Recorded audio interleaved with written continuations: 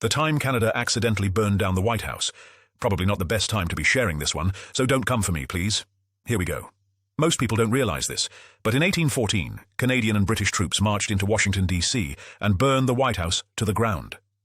It all started with a war that a lot of people forget about, the War of 1812.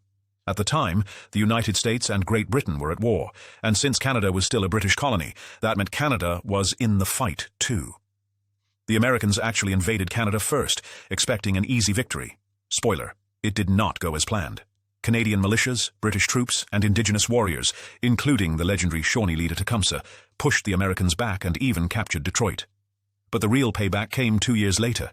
In 1814, British and Canadian troops crossed the border, marched into Washington, D.C., and set fire to the White House. They also burned the U.S. Capitol, the Treasury, and other key buildings. The fires raged through the night, completely gutting the White House, leaving nothing but a charred shell. The only reason Washington wasn't completely destroyed? A massive thunderstorm and a tornado, yes, really, swept through the city, putting out the fires before they could spread further.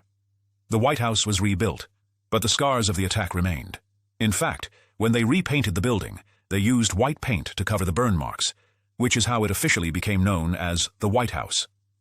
Today, most people think of this event as the British burning Washington, but in reality, Canadian troops played a major role in the attack. So yes, Canada technically helped burn down the White House.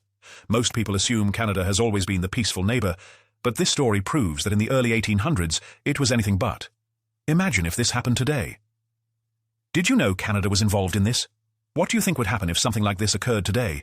Let me know in the comments and follow for more crazy history.